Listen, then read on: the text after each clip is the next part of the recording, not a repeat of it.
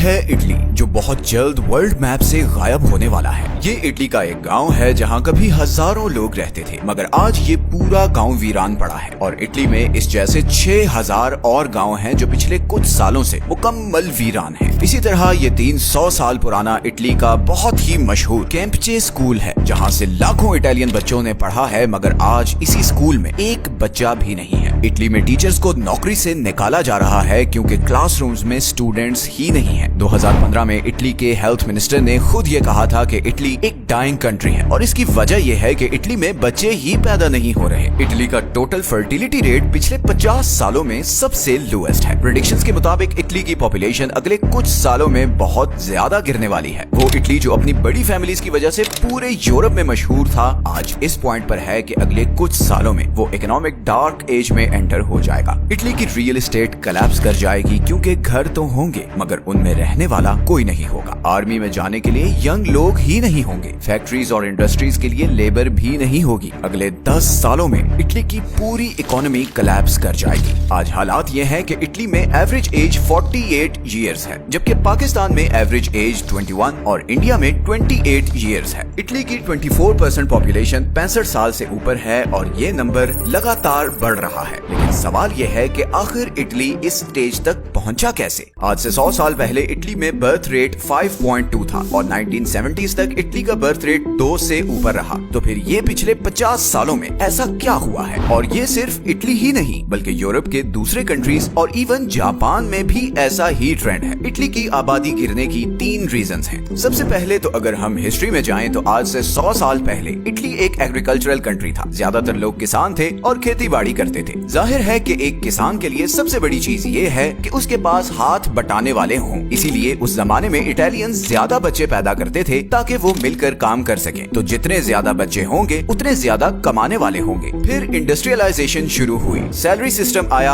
अब 2 बच्चे इतना कमा रहे थे जितना पहले 5 बच्चे कमाते थे। और फिर आखिर वर्ल्ड वॉर 2 के बाद जब इटली की रिकवरी हुई तो उसने सोशल वेलफेयर सिस्टम इंट्रोड्यूस करवाया। अब बच्चे पेरेंट्स की नहीं बल्कि स्टेट की रिस्पॉन्सिबिलिटी थे। उनकी एजुकेशन, हेल्थ सब कुछ स्टेट फंड करती थी। तो लोगों के पास अब ज्यादा बच्चे पैदा करने का कोई इंसेंटिव नहीं रह गया था। इसीलिए 1950s के बाद से इटली में बर्थ रेट गिरता गया और ये ऐसा ट्रेंड है जो सिर्फ इटली ही नहीं बल्कि पूरी दुनिया में देखने को मिला है। सिवाय अफ्रीका के पूरी दुनिया में 1980s के बाद से फर्टिलिटी रेट गिरता जा रहा है। अब अगर हम स्पेसिफिकली इटली की बात करें तो गवर्नमेंट की कुछ पॉलिसीज भी ऐसी हैं कि यंग लोग बच्चा पैदा करने से कतराते हैं। अब जैसे इटली में एक कॉन्सेप्ट है ब्लैंक रेजिग्नेशन, जो हर औरत को जॉब से पहले साइन करना होता है। ब्लैंक रेजिग्नेशन का मतलब ये है कि जैसे ही कोई भी फीमेल वर्कर प्रेग्नेंट होगी वो कंपनी किसी भी नोटिस या रीजन के बगैर उसे फायर कर सकती है। अब एक ऐसा कंट्री जहाँ की 41% औरतें जॉब करती हों, वहाँ पर जब ऐसी पॉलिसी होगी तो कौन औरत बच्चा पैदा करेगी? यही वजह है कि इटालियन फैमिलीज जॉब की वजह से शादी और बच्चे डिले करती हैं। एक और दूसरी बड़ी वजह यह है कि इटली में बाकी यूरोप की तरह चाइल्ड बर्थ नेशनैलिटी नहीं है। मतलब ये कि अगर आप इमिग्रेंट हैं और नॉन इटालियन हैं और आपका बच्चा इटली में पैदा हो तो उसे फौरन इटालियन नेशनैलिटी नहीं मिलेगी। अब जैसे अमेरिका और बाकी यूरोपियन कंट्रीज में तो आपका बच्चा ऑटोमेटिकली नेशनल बन जाता है। इटली में ऐसा कोई चक्कर नहीं, और यही वजह है कि इटली में रहने वाले इमिग्रेंट्स थोड़ा अरसा वहाँ गुजारने के बाद नॉर्दर्न यूरोप की तरफ मूव कर जाते हैं। अब ऐसा कंट्री जहाँ पर पहले ही यंग जनरेशन की कमी है, वहाँ ऐसे लॉज सिचुएशन को मजीद खराब कर रहे हैं। गो के अब इटालियन गवर्नमेंट इन लॉज को रिवाइज करने का सोच रही है, क्योंकि जो सिचुएशन चल रही है, अगर इमिग्रेंट्स भी जाते रहे तो इटली में काम करने वाला कोई रहेगा ही नहीं। वहाँ पर सिर्फ रिटायर्ड लोग होंगे जिनका पेंशन जनरेट करने के लिए कोई यंग लोग नहीं होंगे। और इसी तरह इटली का हेल्थ सेक्टर भी ओवरबर्डन्ड हो जाएगा, क्योंकि इतने बूढ़े लोगों की देखभाल के लिए डॉक्टर्स और नर्सेज भी नहीं होंगी। इटली में पॉपुलेशन क्राइसिस की तीसरी बहुत बड़ी वजह इटली का जॉब कल्चर है। OECD की रिसर्च के मुताबिक 18 से 34 साल के 70% इटालियंस फाइनेंशियली अपने पेरेंट्स पर डिपेंडेंट हैं। UN की एक रिपोर्ट के मुताबिक इटली में 43% जॉब्स नॉन परमानेंट हैं, और इसकी वजह यह है कि पिछले 10 सालों में इटली में 3 रिसेशंस आ चुकी हैं और आज इटली का डेट टू GDP रेशो 145% तक बढ़ चुका है, जिसका मतलब ये है कि हर 1 रुपए की कमाई के बाद इटली को अपने एक्सपेंसेस कवर करने के लिए 145 रुपए का लोन लेना पड़ता है। आज इटली का हाल ये है कि जिस कंट्री ने पिज्जा शुरू किया उसी कंट्री में डोमिनोज ने अपने सारे स्टोर्स कस्टमर्स ना होने की वजह से बंद कर दिए हैं। ऐसे हालात में में यंग लोगों को फाइनेंशियली इंडिपेंडेंट होते होते बहुत टाइम लग जाता है और इसीलिए वो शादी भी लेट कर रहे हैं। 2002 में इटली में शादी करने वाले मर्दों की एवरेज एज 31 साल थी, जो कि अब 2024 में 37 साल तक पहुंच चुकी है। अब अगर ये सिचुएशन ऐसी ही रही तो इटली एक डार्क एज में एंटर हो जाएगा। ऐसे में इटली की गवर्नमेंट को स्वीडन वाला मॉडल फॉलो करना होगा। स्वीडन भी आज से कुछ साल पहले इटली वाली पोजीशन में ही था। फिर स्वीडिश गवर्नमेंट ने चाइल्ड केयर पॉलिसी अनाउंस की, जिसके अकॉर्डिंग जिस कपल के जितने बच्चे होंगे उन्हें उतनी ही सब्सिडी मिलेगी। इसी तरह स्वीडन पेरेंटल लीव इंट्रोड्यूस करवाने वाला पहला कंट्री था। 1974 में स्वीडन ने ये लॉ पास किया कि बच्चा पैदा होने के बाद माँ और बाप दोनों 16 महीने की पेड लीव मस्ट लेंगे। ये 1.5 साल की लीव बनती है और यही वजह है कि स्वीडन ने अपना गिरता हुआ बर्थ रेट सक्सेसफुली कंट्रोल किया। इसी तरह इटली को अपनी इमिग्रेशन पॉलिसीज में भी रिलैक्सेशन करनी होगी। फीमेल एम्प्लॉइज को ब्लैंक रेजिग्नेशन जैसी चीजों से बचाना होगा। अगर अगले 5 सालों में इटली अपना बर्थ रेट 2.1 तक ना ला सका तो इसके नताइज बहुत ही भयानक होंगे। ग्लोबल लेवल पर भी इलॉन मस्क बार बार ये कह रहा है कि ह्यूमैनिटी के लिए सबसे बड़ा खतरा पॉपुलेशन कोलैप्स है और ये बात बड़ी अजीब लगती है बिकॉज साइंटिस्ट तो हमें यही बताते आए हैं कि पॉपुलेशन एक्सप्लोजन होने जा रहा है और अगले 100 सालों में आबादी 16 बिलियन तक पहुंच जाएगी। लेकिन रियलिटी टोटली ऑपोजिट है। 1980s के बाद से पूरी दुनिया में इवन पाकिस्तान और इंडिया में भी